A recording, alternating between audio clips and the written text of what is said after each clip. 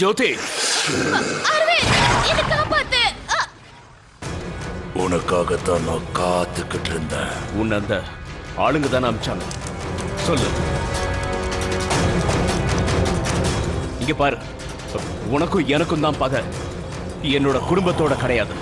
என் குடும்பத்தை ஒண்ணும் பண்ணாத. குடும்பத்தை பத்தியும் உணர்வுகளை பத்தியும் நீயா என்கிட்ட பேசுற? என்கிட்டயே வா. அவங்களுக்கு என்ன வேணும்ன்றது உனக்கு தெரியும்ல. அது அவங்களுக்கு கொடுத்துரு. உடனே நான் இந்த இடத்தை விட்டு போயிடுவேன்.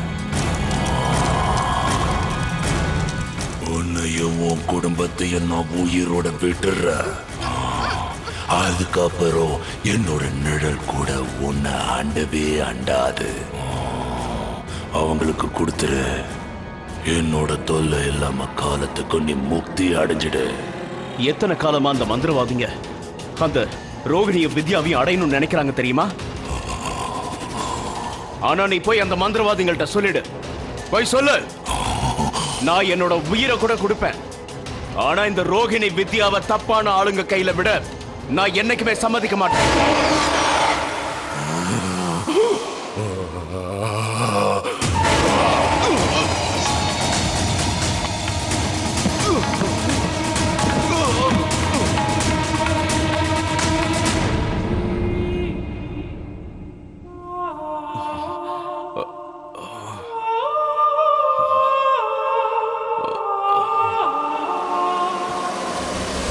நீங்க இதுவரைக்கும் பார்த்தது மனசை கஷ்டப்படுத்துற கதையோட பகுதின்னு உங்களுக்கே தெரிஞ்சிருக்கும். ஆனா இது 100% உண்மையா நடந்தது.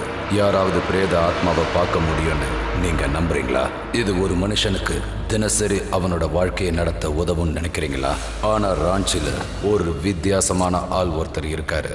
இதுதான் தன்னோட தொழில்னு பெருமையா ஆணித்தரமா சொல்றாரு. அவரு தன்னோட சக்திகளை இன்னைக்கு நமக்காக பயன்படுத்தி காட்டுறதா சொல்லியிருக்காரு. இந்த நிகழ்ச்சியில அவரோட முகத்தை முதல் முறையா உங்களுக்காக நாங்க காட்ட போறோம். இவர் ஒரு வித்தியாசமான அற்புதமான மனிதர். அவர் அந்த பிரேத ஆத்மாக்களோட நிஜமாவே வாழ்ந்துட்டு இருக்காரு. அவர் இன்னைக்கு உங்க எல்லார் முன்னாடியும் தன் வாழ்க்கை அனுபவங்களை பகிர்ந்துக்க விரும்புறாரு. கூடவே உங்க எல்லாரையும் இந்த வித்தியாசமான உலகத்துக்கு கூட்டிட்டு போறாரு. இந்த தர்ம சாஸ்திரங்கள்லயும் நீதி சாஸ்திரங்கள்லயும் அப்படி என்னதான் ரகசியம் புதைஞ்சிருக்கு?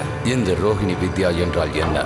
இந்த ரோஹிணி வித்யாவை அடைவதற்காக மக்கள் ஏன் எதை செய்ய வேண்டுமானாலும் தயாராக இருக்கிறார்கள்? சரி, இதெல்லாம் எப்பொழுது தொடங்கியது? எப்படி தொடங்கியது? நான் பூரி ஜெகநாதில் ஒரிசாவில் பிறந்தேன். என் அம்மா அப்பா டீச்சராக இருந்தாங்க.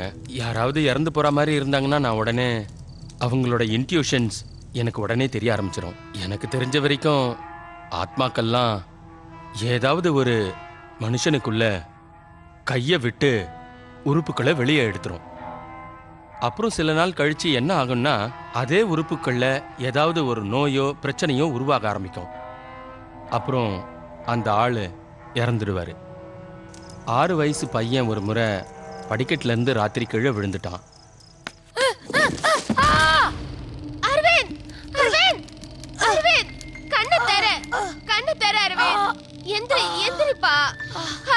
என்னாச்சு உனக்கு? எந்திரிப்பா, சொன்ன கேளு.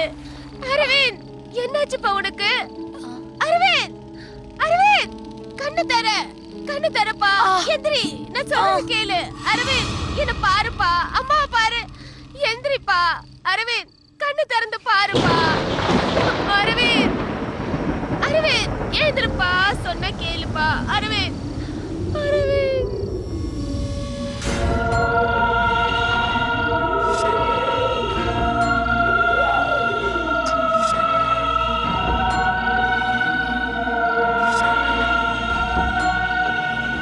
இனி நீ கவலைப்பட வேண்டிய அவசியமே இல்லை. எல்லாமே சரியாயிடும். நான் உன் கூட தான் இருக்கேன்.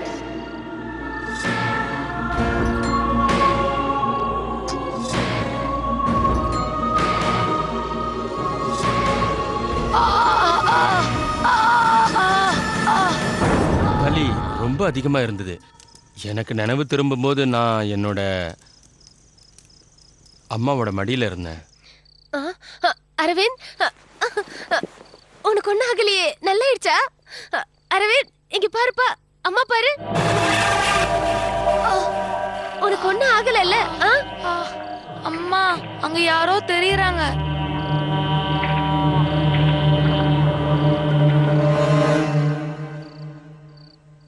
அங்க யாருமே இல்ல தம்பி.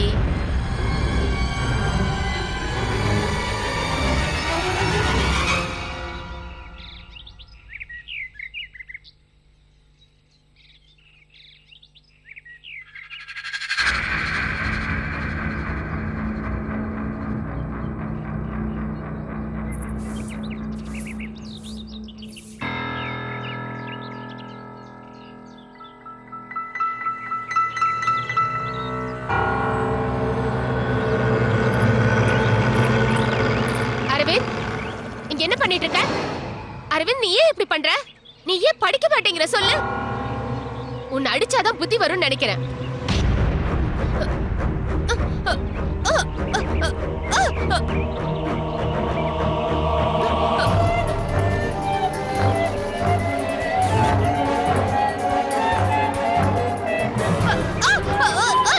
என் கையை பிடிக்கிறது யாரு?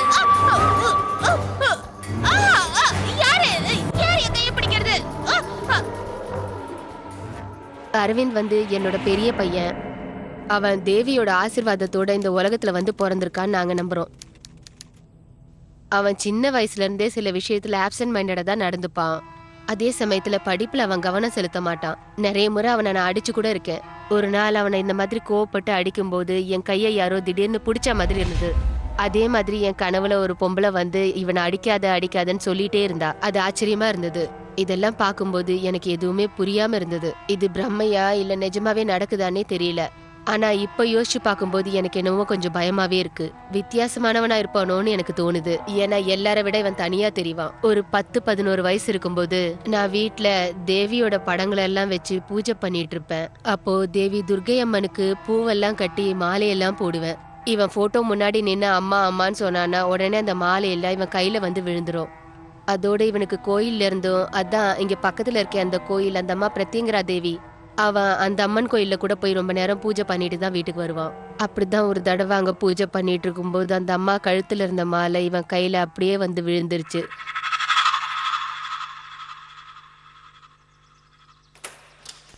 இங்க பாரு அரவிந்த், நான் கடைக்கு போயிட்டு வரேன். நான் கடைக்கு போயிட்டு வர வரைக்கும் நீ எங்கேயுமே போக கூடாது. இங்கேயே தான் விளையாடிட்டு இருக்கணும், சரியா? Okay mummy.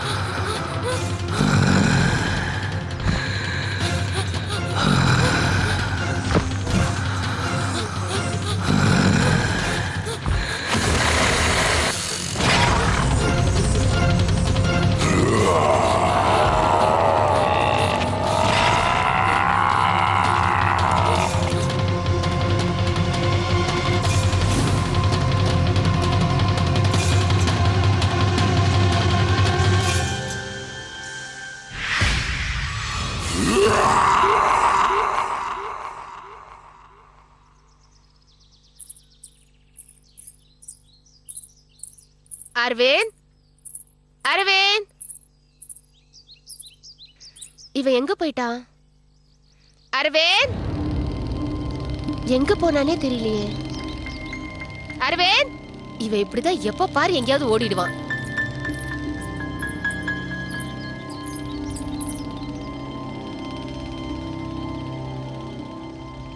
அரவிந்த் பால் இங்க இருக்கா? அவன் எங்கதான் போனா? அரவிந்த் அரவிந்த் அரவிந்த் அவன் எங்க போனான்னு தெரியலையே. எங்கேயே விளையாடுன்னு சொல்லிட்டு போனானே.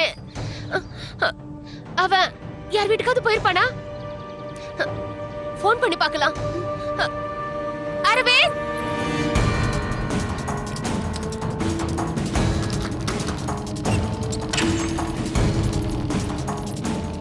அரவிந்த்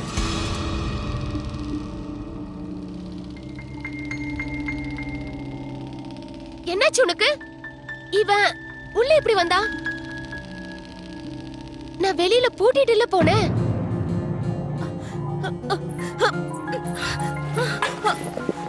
அரவிந்த் ஐயோ இவனுக்கு என்ன உடம்பு இவ்வளவு சூடா இருக்கு? அரவிந்த் அரவிந்த் இங்க பாருப்பா. என்னோட இந்த ஆத்மாவோட அனுபவத்தை என்னால் யார்கிட்டயும் சொல்ல முடியல. நான் என்னோட பேரண்ட்ஸ் கிட்ட இதை பற்றியெல்லாம் பேசினப்ப எங்கள் ஊரில் ஒரு ஹாஸ்பிட்டல் இருந்தது, பேர் சிஐபி. இது ரொம்பவே ஃபேமஸான பக்கத்தில் இருக்கிற பைத்தியக்கார ஆஸ்பத்திரி. உடனே அவங்க 2 பேரும் என்னை அங்கே கூட்டிகிட்டு போனாங்க. அங்கே போய் அவங்க இவன் ஆத்மாவோட பேசுகிறான் அப்படி இப்படின்னு சொல்ல ஆரம்பித்தாங்க. இதெல்லாம் இவனுக்கு நிஜமாக நடக்குதா இல்லை மென்டல் ப்ராப்ளமான்னு கேட்க ஆரம்பித்தாங்க.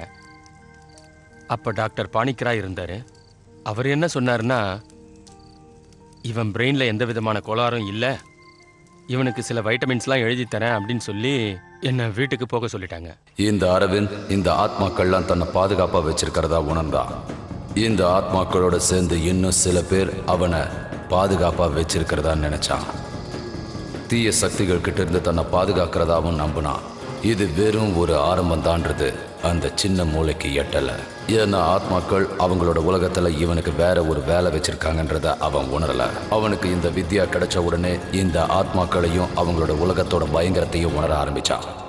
எனக்கு ரேடியோ டெலிஃபோனில் ஒரு எக்ஸாம் இருந்தது. அது நடக்கிற இடம் கொல்கத்தா. கொல்கத்தாவுக்கு வந்ததுக்கப்புறம் எனக்கு 3 ஃப்ரெண்ட்ஸ் கிடைக்க ஆரம்பித்தாங்க. நாங்கள் எல்லாரும் ஒரு ஹோட்டலில் ரூம் எடுத்தோம். மறுநாள் பரீட்சை எழுதணும்.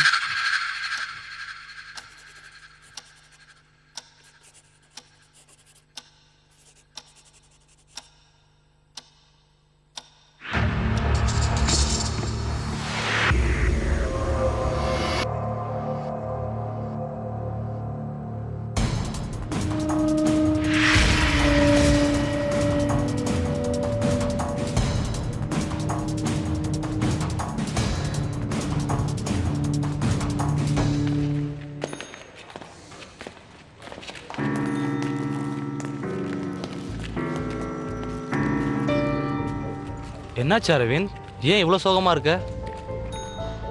நான் என் பேப்பர்ஸை சரியாகவே எழுதலை. பிரச்சனை இல்லைப்பா, பாஸ் பண்ணிடுவல்ல? தெரியல, நான் ரேஞ்சுக்கு போகலான் இருக்கேன். நான் உடனே கோபமாக அங்கேருந்து ஏதாவது ஒரு ட்ரெயினை பிடிச்சி வீட்டுக்கு வந்துடணும்னு பிளான் பண்ணேன். அங்கேருந்தும் கிளம்பிட்டேன். நான் ஒரு நிமிஷம் கூட வேஸ்ட் பண்ணாமல் அங்கேருந்து ஸ்ட்ரைட்டாக ஹவுரா ஸ்டேஷனுக்கு வந்துட்டேன். ட்ரெயின் கிளம்பிடுச்சு, ஆனால் நான் ஓடி போய் ட்ரெயினில் ஏறிட்டேன்.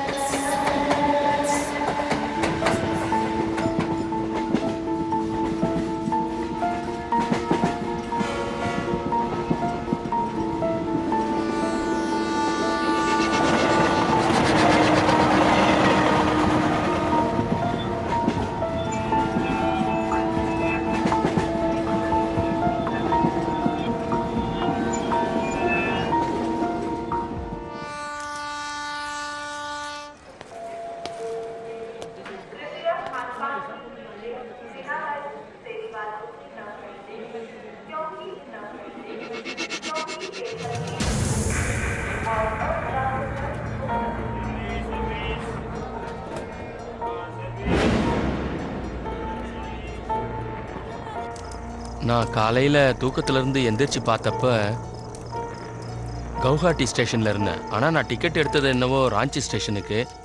ஆனால் போய் சேர்ந்த இடம் கவுஹாட்டி. நான் அந்த ஸ்டேஷனை விட்டு வெளியில் வந்து கொஞ்சம் தூரம் போன உடனே எனக்கு என்ன ஆச்சுன்னே தெரியல.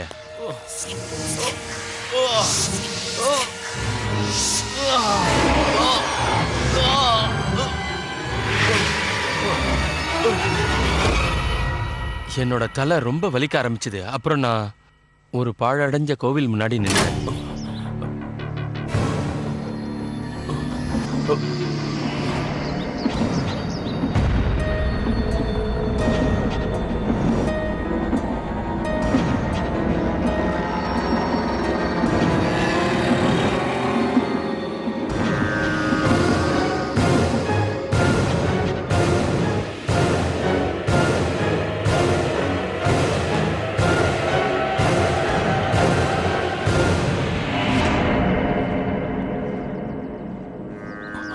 பாபா, நீ வந்துட்டியாப்பா?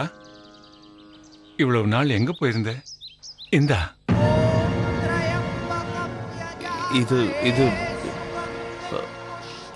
இது என்ன பாபா? தக்க சமயம் வரும்போது உனக்கு எல்லாமே தெரிய வரும். இது என்ன, இதை வச்சு நீ என்ன செய்யணுங்கிறது உனக்கு புரியும்.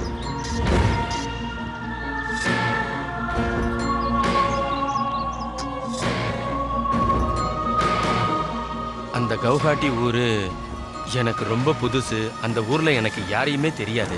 அந்த பெரியவர் என்கிட்ட பேசின விதத்தை பார்த்தா எனக்கு அது ரொம்பவே ஆச்சரியமா இருந்தது. இந்த என்னுடைய இன்ட்ராக்ஷன் அந்த ஸ்டாச்சுவோட அதுதான் முதல் முறை. நிறைய முயற்சிகளுக்கு அப்புறமா இந்த விஷயங்களெல்லாம் நான் கற்றுக்கிட்டு வெற்றியும் அடைஞ்சேன். ரோகிணி வித்யாவில் என்னுடைய திறமைகள் அதிகமாயிடுச்சு. அப்புறம் இந்த ரோகிணி வித்யாவில் இருக்கிற விஷயங்கள், அதாவது இது பிரபஞ்சத்தையே ஒரு எந்திரமாக நினைக்குது. எந்திரம் மீன்ஸ் மிஷின். அதாவது நம்முடைய கால நேரம், கிரக நட்சத்திரங்கள் எல்லாமே சுத்திக்கிட்டு இருக்கு. அது இதுல ஒரு கட்டு கொடுத்துருக்கு. இருக்கிற கருவிகள்லேயே பெரிய இயந்திரம் நம்ம உடம்பு தான். உருவம் இருக்கிறது பெரிய இயந்திரம், அப்புறம் உருவம் இல்லாத இருக்கிறது வாயு இயந்திரம்னு சொல்லுவோம். இந்த வித்யால எழுதப்பட்டிருக்கிறதோ அல்லது எழுதி இருக்கிறதோ என்னன்னா, அதாவது இந்த முழு பிரபஞ்சத்துல இருக்கிற கிரக நட்சத்திரங்கள், மனிதர்கள், மிருகங்கள், பறவைகள் இதெல்லாமே ஒரு ஈக்குவேஷன்ல இருக்கு. இந்த ஈக்குவேஷன் சரியா இருந்தா நம்ம வாழ்க்கையும் சரியா இருக்கும். ஒருவேளை அந்த ஈக்குவேஷன்ஸ்ல ஏதாவது தவறு நடந்திருந்தா அப்ப நாம விதவிதமான பிரச்சனைகளை உணர்றோம். இந்த மாதிரி நடக்கிறத நம்ம கண்ணு முன்னால பாக்குறோம். அப்போ 1993ல அவனுக்கு கொஞ்சம் படிப்புல ப்ராப்ளம் இருந்தது. படிக்கவே அவனுக்கு விருப்பம் இல்ல. அதனால 93ல அவனுக்கு பைலட்ல அட்மிஷன் வாங்கி கொடுத்தேன். அதுக்கப்புறம் அவன் எங்களை திரும்பியே பார்க்கல. அவனோட வாழ்க்கை ரொம்பவே மாற ஆரம்பிச்சிடுச்சு. ஒவ்வொரு செகண்டும், ஒவ்வொரு நிமிஷமும் அவன் கூட யாரோ இருக்கிற மாதிரியே தோணிட்டே இருக்கும். அவனுக்கு யாரோ உதவி செஞ்சுக்கிட்டு இருக்கிற மாதிரியே இருக்கும். இப்ப கூட 2 வருஷம் முன்னாடி அவனுக்கு அந்த கடவுளோட அருள் நிறையவே கிடைச்சிருக்கு. அதனால அவன் ரொம்ப சந்தோஷமா இருந்தான். அவன் அந்த சிலையை வச்சு பூஜை பண்றத பார்த்தா ரொம்ப தீவிரமா இருக்கும். இதை வச்சுதான் நாங்க ரொம்ப நம்பவே ஆரம்பிச்சோம். ஏன்னா அவனுக்கு 2-3 தடவை ஆக்சிடென்ட் நடந்திருக்கு. அவனை யாராலையும் பொழைக்க வைக்க முடியாதுன்னு நினைச்சோம். ஆனாலும் அவன் ரொம்ப நல்லா இருக்கானே, அதனாலதான் அவனுக்கு ரொம்ப சக்தி இருக்குன்னு நாங்க எல்லாரும் நம்ப ஆரம்பிச்சோம். எங்க குடும்பத்துல இருக்கிற எல்லாருமே அவனை பார்த்து நம்ப ஆரம்பிச்சாங்க. அது மட்டும் இல்லாம டெல்லியில இருந்து மட்டும் இல்ல, மத்த இடங்கள் எல்லாத்துல இருந்தும் அவனை பார்க்க வர ஆரம்பிச்சிருக்காங்க. அதனாலதான் சொல்றேன். அரவிந்த் சார், என்ன காப்பாத்துங்க. ஏய், என்ன பண்றீங்க? காப்பாத்துங்க. எழுந்துருங்க, எழுந்துருங்க, எழுந்துருங்க. என்னோட பேரு தீபக் சார். இது பாருங்க அரவிந்த் சார். தீபக்கை நான் சந்திச்சப்ப நான் பார்த்தது என்னன்னா, தீபக்கை டாக்டர்ஸ்னால காப்பாற்ற முடியாதுன்னு சொல்லிட்டாங்க. அவரோட நிலைமை ஹார்ட் அட்டாக் வந்ததுக்கு அப்புறம் எப்படி இருக்குமோ அந்த நிலைமையில தான் இருந்தாரு. அதுக்கு எந்த ட்ரீட்மெண்ட்டும் இல்லை. நீ எதுவும் சொல்ல தேவையில்லை. உனக்கு பயங்கரமான ஹார்ட் ப்ராப்ளம் இருக்கு. உண்மையா? நான் உங்களை பத்தி கேள்விப்பட்டதெல்லாம் எல்லாம் உண்மைதான் சார். நான் இப்ப சாக விரும்பல சார். சார், எனக்கு இப்பதான் சார் கல்யாணம் நடந்திருக்கு. சரி சரி, பயப்பட வேண்டிய அவசியம் இல்லை. என் மேல நம்பிக்கை வை. எல்லாமே சீக்கிரம் சரியாயிடும். ஆனா நான் சொல்றத கொஞ்சம் கவனமா கேளு. நான் என்ன செஞ்சாலும் நீ பயப்படக்கூடாது. அது மட்டும் இல்லாம நீ அந்த இடத்தை விட்டு நகரவே கூடாது. சரியா? சரி சார். என் கூட வா. நிச்சயமா நான் அவனை சரி பண்ணணும்னு நினைச்சேன். ரோகிணி வித்யாவை தான் பயன்படுத்த போறேன். நான் இந்த வித்யாவை பிரயோகிச்சு ஏதாவது ஒரு டிசீஸை குணப்படுத்தணும்னு நினைச்சேன்னா அது என்னோட உடம்புலையும் பாதிப்பை ஏற்படுத்துங்கிறது எனக்கு நல்லா தெரியும். இருந்தாலும் நான் அவனோட அந்த கண்டிஷனை பார்த்ததுக்கப்புறம் அவனை நான் குணப்படுத்தணும்னு நினைச்சேன். உடனே ஹீலிங் ப்ராசஸையும் ஆரம்பிச்சிட்டேன்.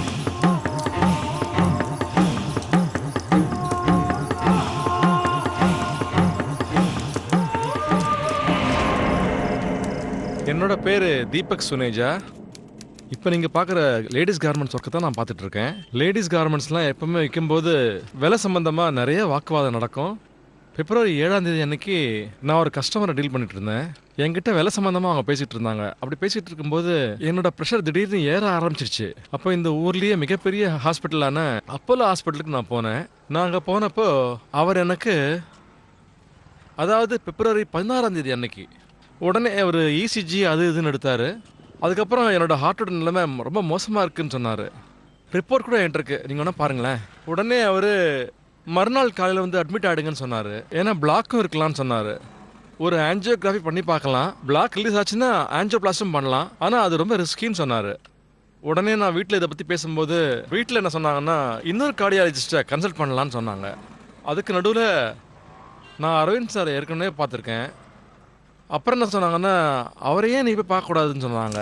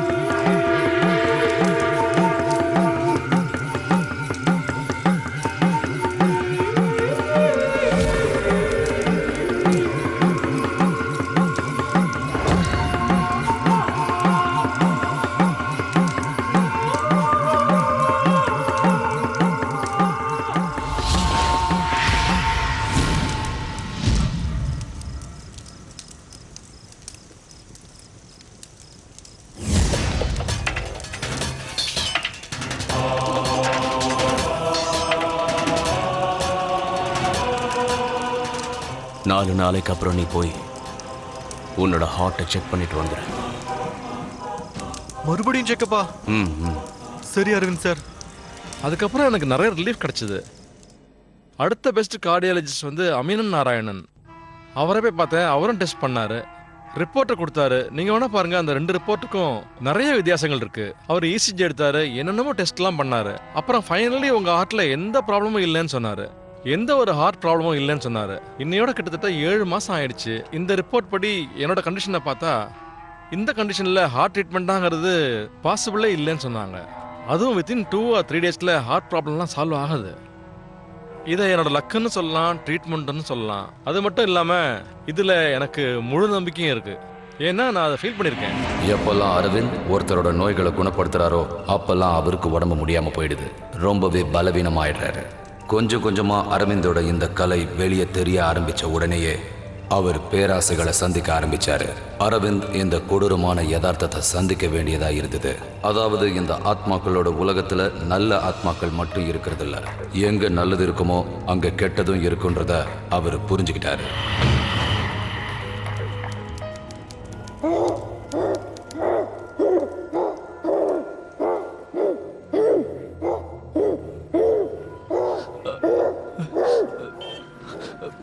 எனக்கு என்னமோ ரொம்ப வித்தியாசமா தோணுதுங்க. எனக்கு சில குரல்களும் கேட்குதுங்க. எனக்கு ரொம்ப பயமா இருக்கு சார். அது என்ன சொல்லுச்சுன்னா, உங்களால தான் என் பொண்ணோட உயிரை காப்பாற்ற முடியுமா? நான் உங்களை கையெடுத்து கும்பிட்டு கேட்டுக்கிறேன், நீங்க தான் என் பொண்ணோட உயிரை காப்பாற்றணும். எனக்கு புரியுது. நான் என்ன செஞ்சாலும் நீங்க நடுவில் வந்துடாதீங்க. என் மேல நம்பிக்கை வைங்க. எல்லாத்தையும் நான் பார்த்துக்கிறேன், சரியா?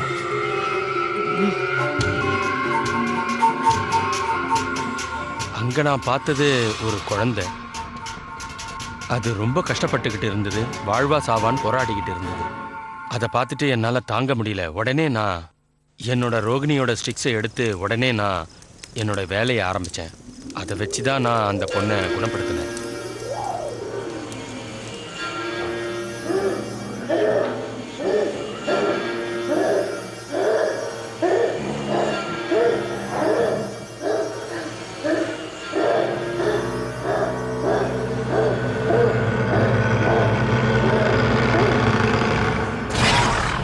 நீ என்ன பண்ற?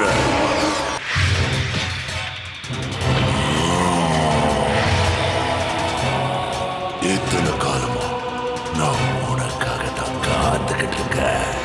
நானும் உனக்காக தான் காத்துக்கிட்டு இருக்கேன்.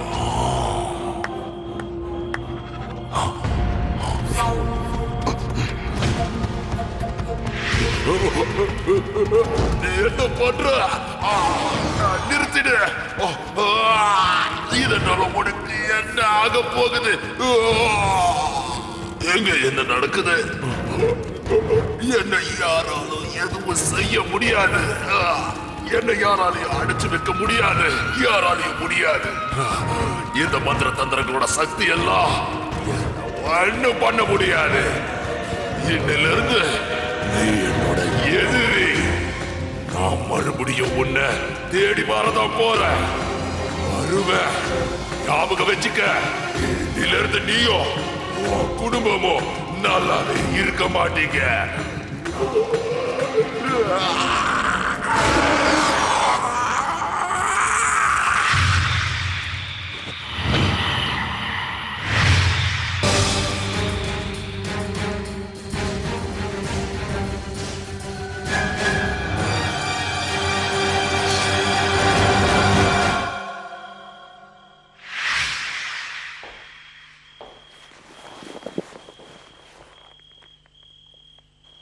இனிமே நீங்க எதை பத்தியுமே கவலைப்பட தேவையில்லை. உங்க பொண்ணு ரொம்ப பாதுகாப்பா இருக்கா. உங்களுக்கு எப்படி நன்றி சொல்றதுன்னே தெரியல. நீங்க என் பொண்ணோட உயிரை காப்பாத்திட்டீங்க. இந்த வேலையை பெரிய பெரிய டாக்டர்களாலேயே செய்ய முடியல. ஆனா நீங்க அதை செஞ்சிட்டீங்க. நான் இந்த உதவியை என் உயிர் இருக்கிற வரையும் மறக்க மாட்டேன். நான் உங்ககிட்ட ஒரு விஷயம் சொல்ல விரும்புறேன்.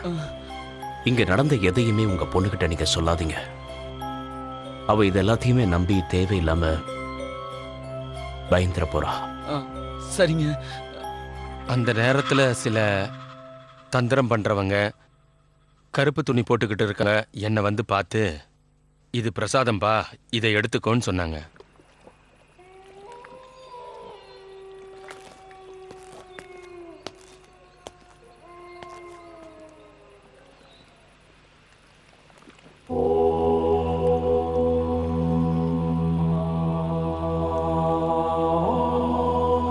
இங்க பாருப்பா, கொஞ்சம் பிரசாதம் எடுத்துக்கப்பா. பாபா, இது பிரசாதம் சொல்றீங்க, எப்படி வேண்டான்னு சொல்றது? எடுத்துக்கிறேன். கொடுங்க.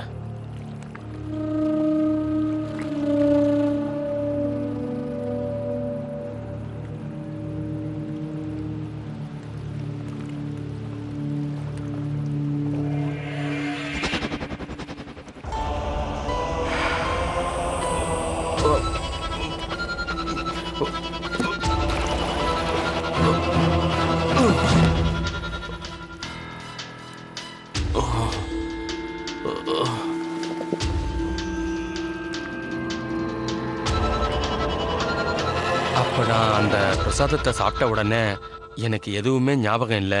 அப்போ எனக்கு என்ன ஆச்சுன்னே தெரியல. எனக்கு நினைவு வந்த உடனே அப்போ நான் ஒரு இருட்டு ரூமில் இருந்தேன்.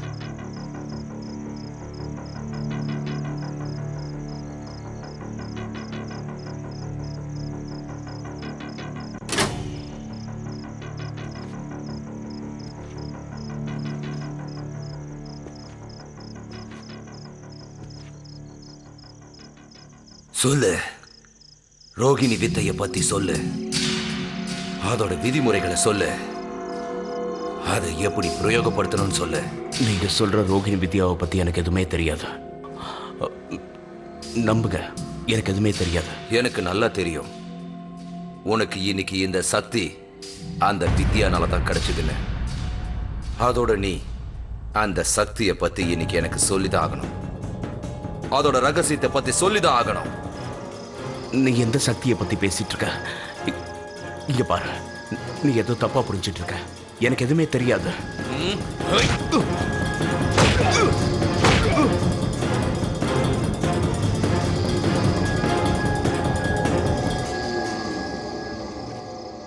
அவனுக்கு நிஜமாவே விதியை பத்தி தெரியுமா?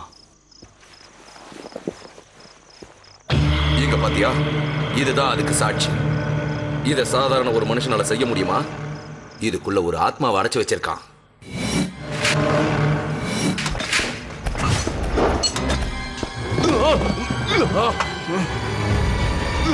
என்ன இது?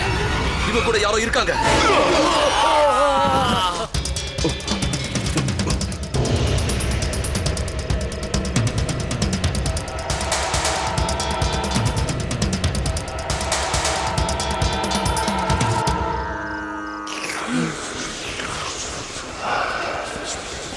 என்ன அவங்க சித்திரவதை பண்ணாங்க. ரொம்ப கஷ்டப்பட்டு அவங்க கிட்ட இருந்து நான் அப்ப தப்பிச்சு வந்தேன். இவங்கெல்லாம் சில ஆத்மாக்களோட இந்த மாதிரி என்னோட வாழ்க்கையில பிரச்சனையை உண்டாக்குனாங்க. இதனால என்னோட ஃபேமிலியில இருக்கிறவங்களோட வாழ்க்கையும் ரொம்ப கஷ்டப்படும்னு நான் நினைச்சு கூட பார்க்கல.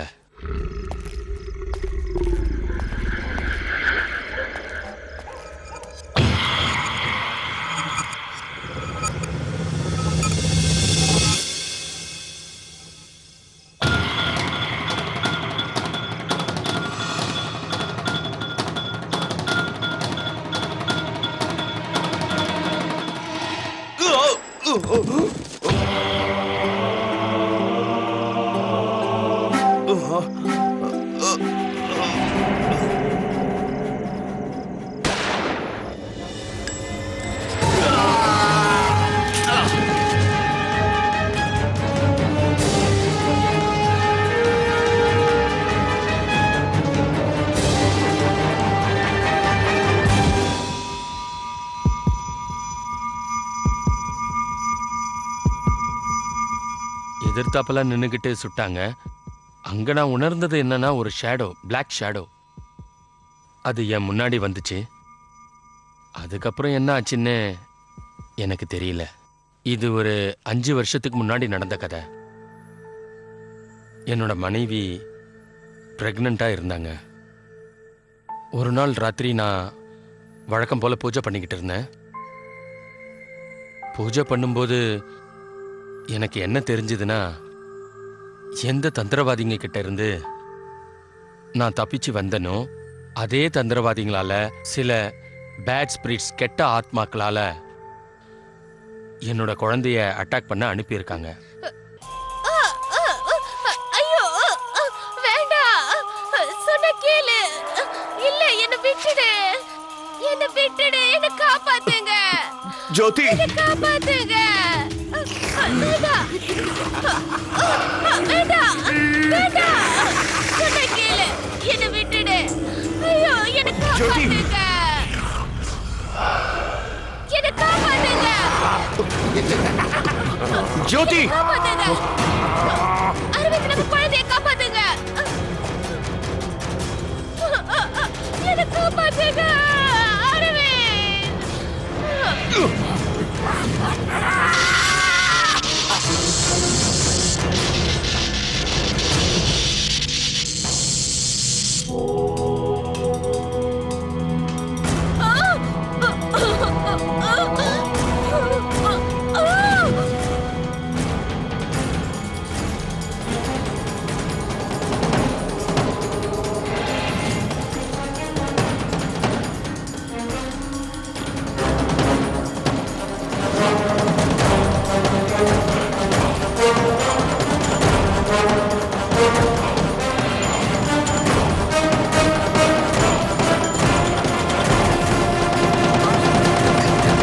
ஜோதி, வா, எழுதுரு, பாத்து, மெதுவா வா, வா.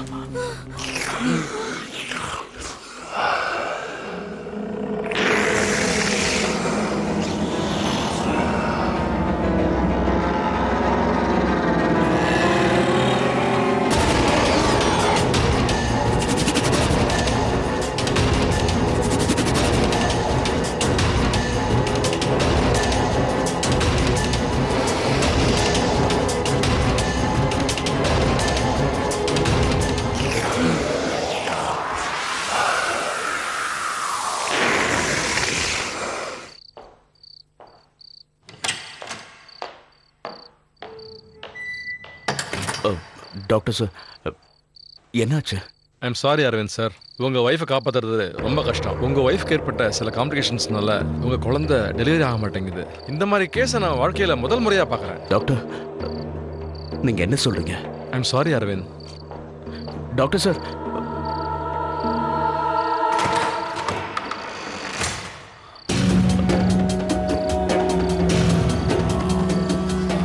ஜோதி, ஜோதி,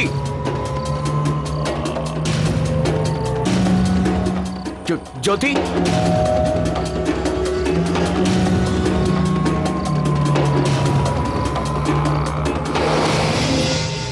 அந்த தாந்திரிகர்கள் மறுபடியும் அந்த துஷ்ட ஆத்மாவை அனுப்பினாங்க. அரவிந்த் கிட்ட அந்த ரோஹிணி வித்யான்ற வித்தையை தெரிஞ்சுக்கிறதுக்காக தான் அனுப்பினாங்க. எல்லா வகையிலையும் அரவிந்த் மாட்டிக்கிட்டாரு. தன்னோட குடும்பத்தை காப்பாத்துறதா இல்லைன்னா அந்த ரோஹிணி வித்யாவை பாதுகாக்கிறதா?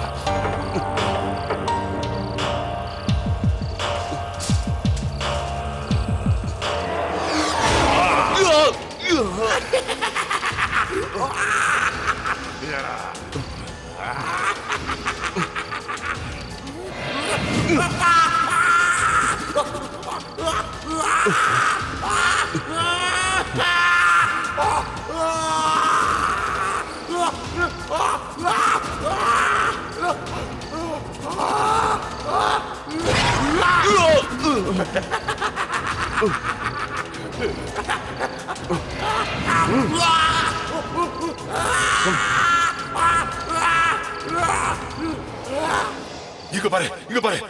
நீ என்ன பண்ணிக்கிட்டு இருக்க? நான் உன் மனைவியையும் குழந்தைய சாகடிக்காம விட மாட்டேன். இப்போ நேரம் இருக்கு. ரோகிணி வித்யாவோட ரகசியத்தை சொல்லிடு. அப்பதான் உன்னை நீ காப்பாத்திக்க முடியும். ஓம் கிரீம்.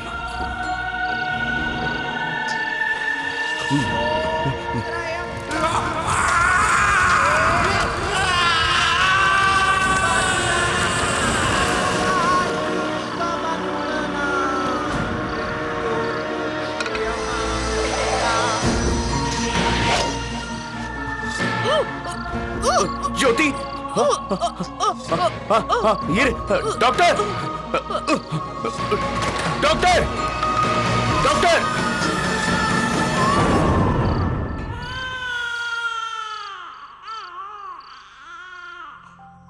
நான் ஒரு சயின்ஸ் ஸ்டூடெண்ட். அப்புறம் இந்த மாதிரி விஷயத்தை நான் நம்பினது கிடையாது.